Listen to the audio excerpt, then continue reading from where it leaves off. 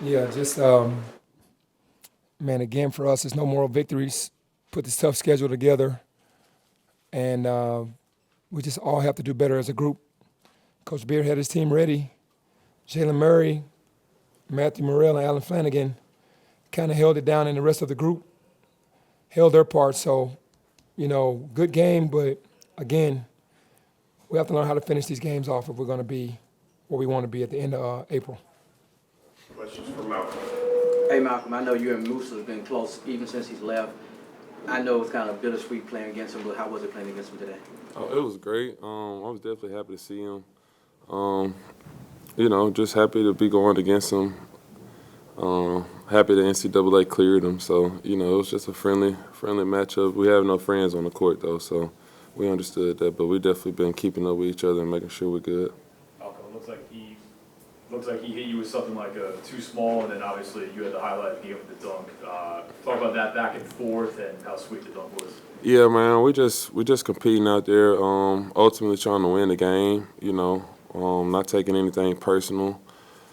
Just playing for the name on our chest. So but it is what it is. What in your mind, Malcolm, broke down for you guys down the stretch that you weren't able to pull this out?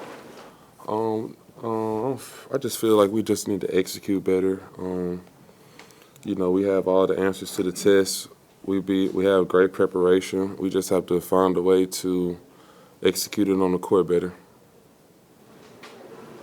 Did they do it? Did you feel like they did anything defensively in the half court to kind of any sort of adjustments you noticed that you guys weren't able to counter? No, I feel like we work on everything. We prepare for everything. We just have to make a decision to go out there and do the right things. Was there anything you felt you could have done individually, perhaps? Yeah, I always feel like I can do better, man. Definitely protect the basket more, play better defense, and take advantage of the times that I have small guards and smaller people on me, because I was turning the ball over a little bit. So, yeah. You've obviously got 2 more road games this week. What do you hope this one will? What do you hope you guys will take and learn from this one? Yeah, we definitely have to learn from this one. We just have to prepare better and understand how to execute better on the court. Like I said, we get all the answers. We got great preparation leading up to the game, but we have to make a decision to actually do the stuff on the court when the game time is here, because that is a difference. One more from Malcolm. Malcolm, are there things in particular you mentioned, kind of just a variety of things, right, that y'all need to learn how to execute better, do better? What are some things that kind of stand out to you among those things? Well, defense is always where I go to first. Defense is very important for me. The one thing I can say defensively is understanding weak side. So we have to understand that not everybody is guarding 4 people in the ball versus thinking that we only have our man, and that would keep us locked in if we understand that everybody's man is everybody's man, and then we're guarding the ball. So that's one thing I feel that we definitely take accountability for, and making sure that our teammates understand how to play defense better. I think the half-court offense second half looked a little disjointed at times. Is that a product of a bunch of you guys still figure each other out, or something they did to take you out of your element? Oh, they were just aggressive. Like Malcolm said, we understand what to do. If I'm not calling the play, then it's on the point guard to call the play. We're not trying to make things up. If it looked unorganized or whatever, then that's them just chunking the game up and switching everything. And for me, we need a flow from one side to the other. And if the guards want to go ISO, I'll allow them to go ISO. They have to make a play, and then just like they did, and also finish the play. So, for me, the second half was just they played better defense than we did. Dave Jones didn't take a shot over the last 5:50 of the second half. Did you think you needed to get him the ball more? Did you like the shots you were getting otherwise? What did you think about how that all played out down there? I'll take full blame for that, because I said after the game, I was really trying to go through JQ to get him to get downhill and let David play off that. Should have put the ball in David's hands. So that's basically at that point, because David had it going. Definitely got to take credit for that. Hey, Penny, this team is not known for shot clock violations. What was the reason for that? Because that was an unusual high number for this game. I don't really know how many shot clock violations did we have? 5 shot clock violations? Wow, I must have been so caught up into the game I didn't know that. But to me, it's just trying to make it up and not really moving the ball from side to side. Coach, Ole Miss shoots 50% from the three, 11 to 22. Some of that is you're going to have a hot night, but how much of that defensively is you guys maybe not making a rotation or doing what you guys are supposed to do? I think some of that is just not closing out properly, which we worked on all week. A lot of these guys have bad habits from other teams that they're still kind of trying to get rid of. But we'll keep growing. These are just tough lessons, man. We know what's coming. Like Malcolm said, they have the answers to the test. Now it's just about energy and effort. And that's all that is on the three-point line is energy and effort.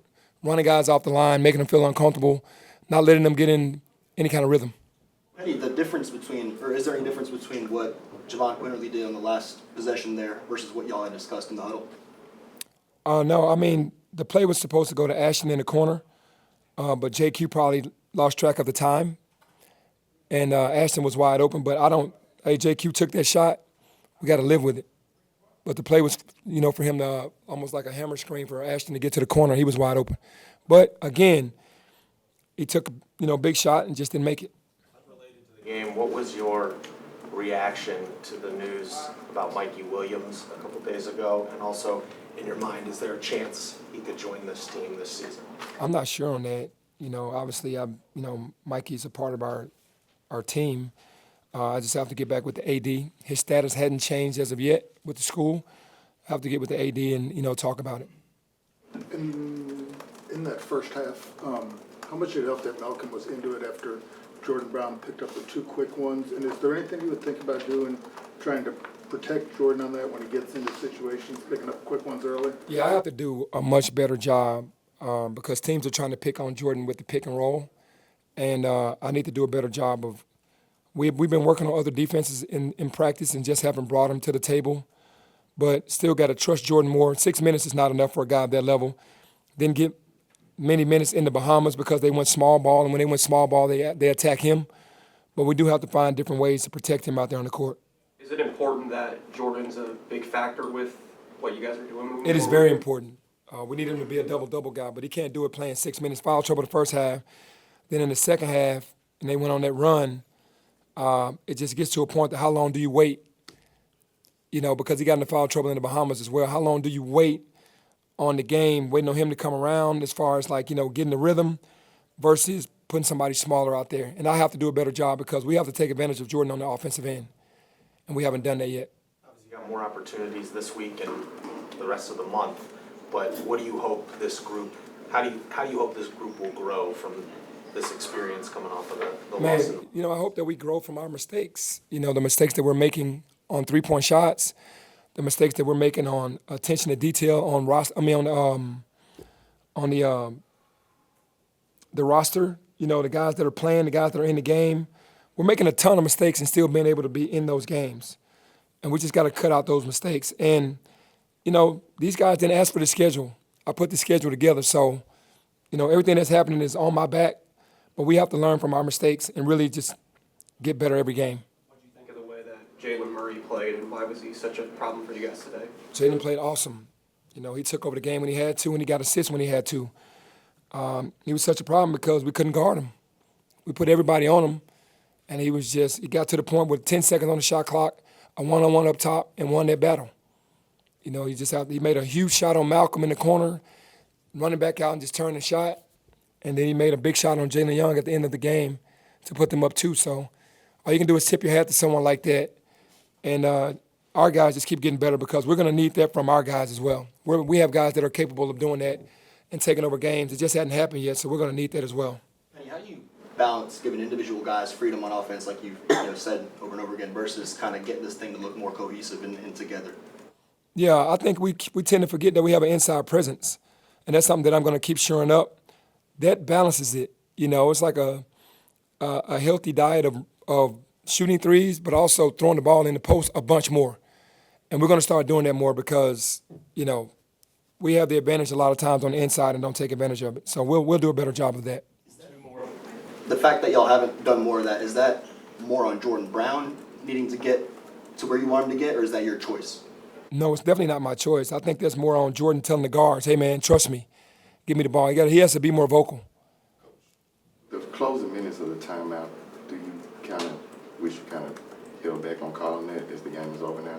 No, I said our defense. You know, I really tried to set our defense because Malcolm and Nick Jordan were both out there a long time, and I needed to give them a breather, and I needed to set the defense. I mean, I would never not regret doing that because I had an opportunity to look my guys in the eyes, say one stop, and we just got to get one stop. You know, I'd do it again, seriously, because they were just going to go to a high ball screen, which they went to anyway, but I put Jalen Young in the game to try to offset that ball screen. You know, Jalen Young is, you know, arguably our best defender on ball. So I got my best defender on ball in there, and he still made a great move and made a better shot. From a 1,000-foot view, if you will, what was the momentum changer? What changed, right, when you guys are up 11 and they kind of chip away in the next 3-4 minutes there? I think probably us letting our offense dictate our defense because we weren't making the shots, and then you get on the other end, they got hot. They're at home, feeding off the crowd, and we didn't disrupt enough in that stretch where we lost the 11-point lead.